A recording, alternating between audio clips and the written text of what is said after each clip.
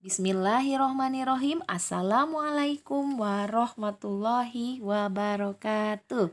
Salam bahasa. Apa kabarnya anakku hari ini semuanya? Alhamdulillah, subhanallah, masya Allah, tabarakallah. Mudah-mudahan kita semua berada dalam keadaan sehat walafiat. Amin, amin, Allahumma amin. Alhamdulillah hari ini kita dapat berjumpa kembali dalam pelajaran bahasa Indonesia. Hari ini merupakan hari pertama kita belajar bahasa Indonesia pada semester 2. Pada akhir Desember kemarin ya, kalian sudah menerima laporan hasil belajar selama semester 1. Alhamdulillah untuk nilai pelajaran bahasa Indonesia, semua siswa di kelas 6 Husain dan Fatimah mendapatkan nilai di atas KKM ya. Jadi semuanya tuntas nilainya. Bagi siswa yang sudah mendapatkan nilai yang baik, Ibu harap kalian bisa mempertahankan ya, bahkan meningkatkan nilai yang sudah didapat ya pada semester 1 kemarin. Nah, sedangkan bagi siswa yang merasa nilainya ya belum memuaskan, memang sudah memenuhi KKM. Ya, di atas KKM tapi misalnya hanya sedikit selisihnya. Nah, kalian di semester 2 ini ya, Ibu harap mudah-mudahan kalian bisa meningkatkan nilai ya bahasa Indonesia terutama. Nah, itu saja mungkin untuk ya pembahasan mengenai nilai bahasa Indonesia di semester 1. Mudah-mudahan di semester 2 ini kalian akan mendapatkan nilai yang lebih baik. Kalian ikuti prosesnya dengan baik pula. Insya Allah kalau sudah diikuti prosesnya maka hasilnya tidak akan mengecewakan. Nah, anak-anak, sesuai yang tertera di layar ini, untuk materi hari ini kalian akan belajar mengenai pidato. Nah, ya. Anak-anak, kalian pasti pernah kan melihat orang yang berpidato? Contohnya, sebelum ya pandemi ini melanda, kepala sekolah kita, Bapak Suwarso itu menyampaikan pidato saat upacara bendera atau di televisi misalnya ya, di internet, di layar handphone kalian melihat Bapak Presiden Republik Indonesia yaitu Bapak Joko Widodo yang menyampaikan pidatonya pada acara-acara penting. Nah, sebenarnya apa sih pidato itu? Langsung saja ya. Jadi, pidato adalah sebuah kegiatan berbicara di depan umum untuk menyatakan pendapat atau memberikan gambaran mengenai suatu hal. Nah, jadi pidato merupakan kegiatan berbicara di depan umum. Jadi dia harus berbicara di depan orang banyak. Untuk apa? Untuk bisa menyatakan pendapat ya, atau memberikan ya gagasan sama saja, atau pengetahuan mengenai suatu hal, bisa juga ya gambaran. Nah, ingat pidato ini disampaikan di depan orang banyak atau di depan umum dan ada hal yang dibahas. Kemudian dalam berpidato itu ada dua ya, ada dua pihak. Yang pertama pasti adalah orator, orang yang berpidato. Ingat, orator ya, yang memberikan orasi atau pidato disebutnya orator. Sedangkan bagi yang mendengarkan, orator itu berbicara, menyampaikan pidatonya disebut audiensi ya. Jadi ketika orator berbicara, maka orang yang mendengarkan orator berbicara itu disebut sebagai audiensi. Jadi ada dua pihak dalam pidato. Yang pertama orang yang berpidato yaitu orator, yang kedua audiensi yaitu orang yang mendengarkan orator berbicara ya. Jadi jangan lupa ya. Kemudian, nah apa sih tujuan dari pidato itu? Nah, pidato ini pada umumnya ya memiliki beberapa tujuan, yaitu yang pertama mempengaruhi orang lain, ya, memberikan pengaruh, ya, mempengaruhi orang lain agar mau, supaya orang lain itu mau mengikuti kemauan kita, tapi dengan sukarela. Nah, mempengaruhi, ingat ada kata-kata mempengaruhi. Jadi pidato yang pertama ini tujuannya persuasif, ya, mempengaruhi, ya, membujuk orang supaya mengikuti kemauan kita dengan sukarela, ya. Contoh yang kedua, untuk tujuan pidato adalah memberikan suatu pemahaman, ya, atau informasi kepada orang lain. Nah, kemudian yang ketiga, tujuan dari pidato adalah memberikan kesan kepada orang lain. Anak-anak, ya, ingat, pidato yang baik adalah suatu pidato yang dapat memberikan kesan positif untuk orang yang mendengarkan pidato atau untuk audiensi, ya.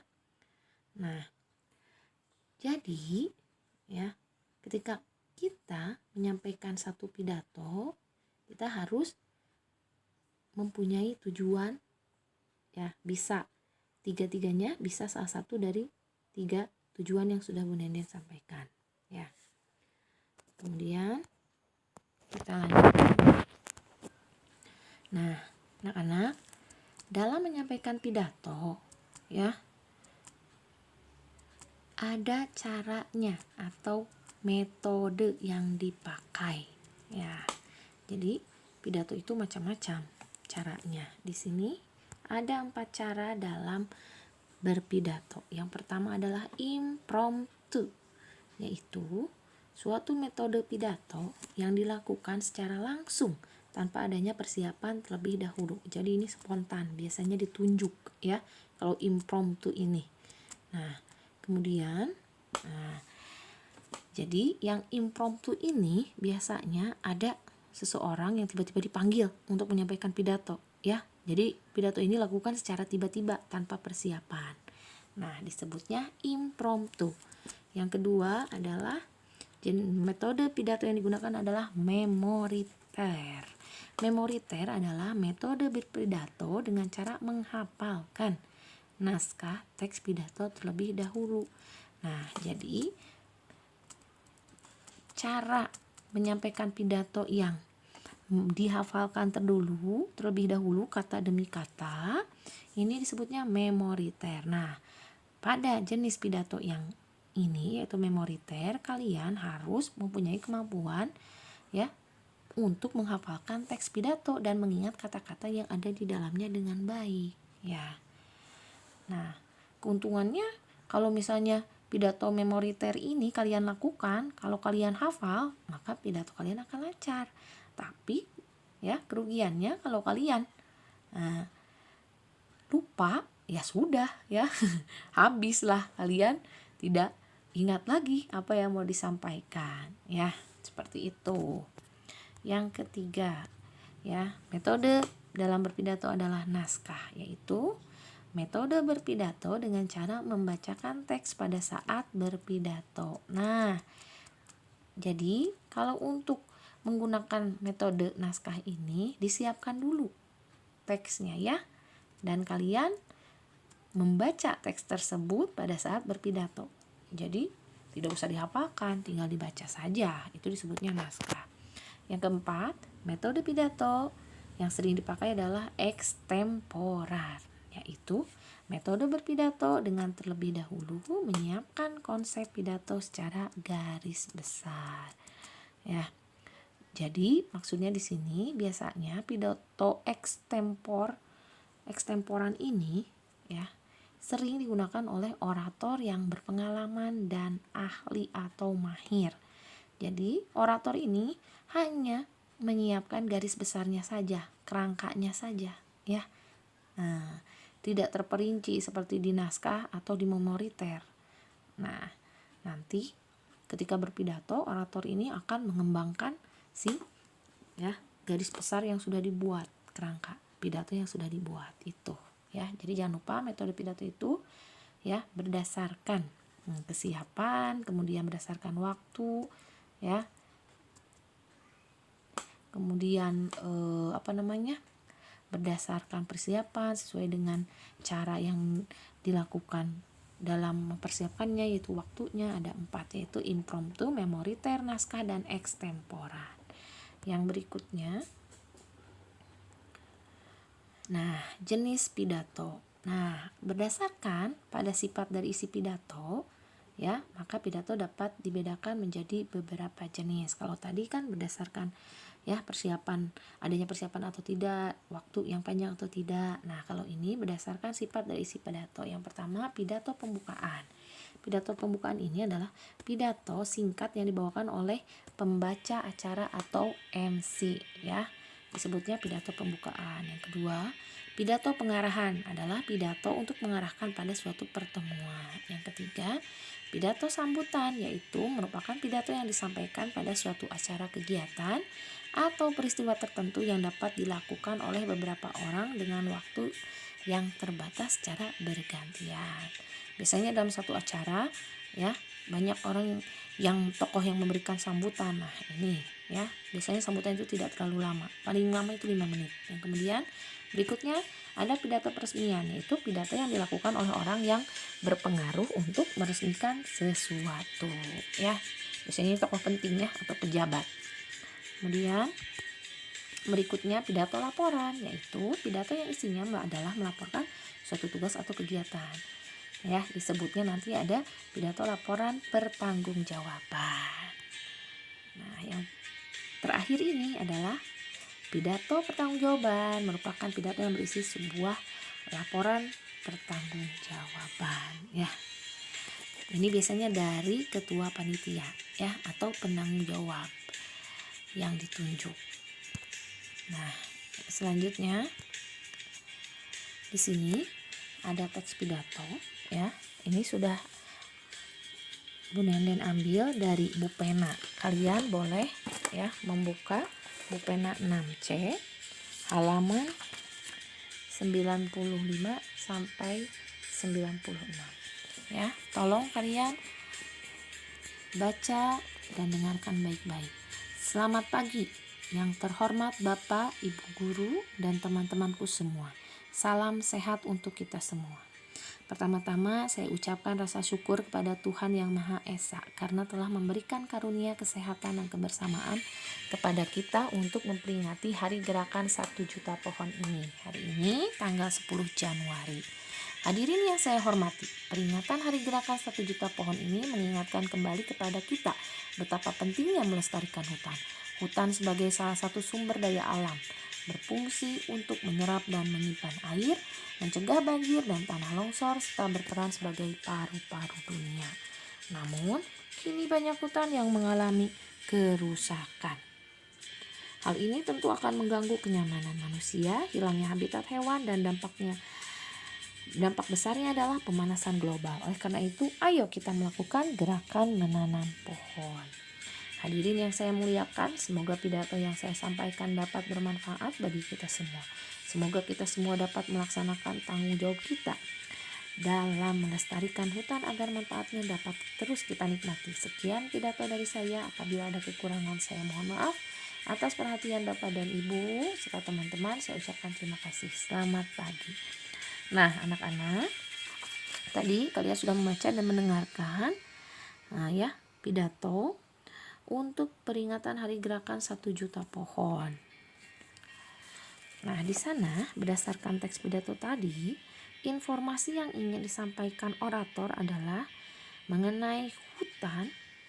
Ya, hutan itu merupakan salah satu sumber daya alam yang sangat penting bagi manusia dan makhluk hidup lain yang tinggal di dalamnya. Oleh karena itu, dalam teks pidato tersebut, orator mengajak pembaca untuk melestarikan hutan sehingga keberlangsungan dan kenyamanan hidup manusia dan makhluk hidup lain di bumi tetap terjaga. Ya, salah satunya dengan melakukan gerakan menanam 1.000.000 pohon atau 1 juta pohon. Nah, di sini ya bisa kalian lihat bahwa ya oratornya adalah siswa. Bisa kenapa? Siswa sekolah dasar ya, bisa disimpulkan karena dia memakai baju seragam SD. Kemudian audiensinya ya, orang yang mendengarkan orator berpidato ini adalah lihat di atas. Bapak, guru, ibu guru, serta siswa-siswa ya, yang merupakan teman dari si orator tadi ya, bisa dilihat. Nah, dalam pidato jangan lupa ada tema ya. Nih, pidato ini biasanya memiliki tema. Nah, temanya apa? Ya tergantung ya. Jadi pidato itu memiliki tema-tema tertentu. Kalau tadi pidato ini merupakan ya, memiliki tema mengenai lingkungan ya. Karena judulnya juga peringatan hari gerakan 1 juta pohon. Nah, dari tema tersebut, isi dari pidato ini bisa berupa latar belakang dari peringatan hari ini ya, hari gerakan 1 juta pohon, terus kegiatan yang akan dilakukan, kemudian manfaatnya. Seperti itu ya anak-anak. Nah, sekarang kalian silakan buka Bupena 6C halaman 96 sampai 97. Kemudian yang pertama adalah bacalah teks pidato milik Komang berikut dengan cermat. Setelah itu kerjakan soal-soalnya. Jadi dibaca dulu, ada teks pidato yang disampaikan oleh Komang, kemudian ada 3 buah pertanyaan ya. Tolong kalian jawab pertanyaannya, kemudian jangan lupa dikirimkan jawabannya secara pribadi ya, via WhatsApp ke Bu Nenden. Bu Nenden tunggu sampai pukul 14. Anak-anak, untuk pertemuan hari ini dicukupkan. Sekian, mudah-mudahan kalian bisa memahami apa yang sudah Bu Nenden sampaikan. Terima kasih atas perhatiannya. Wassalamualaikum warahmatullahi wabarakatuh.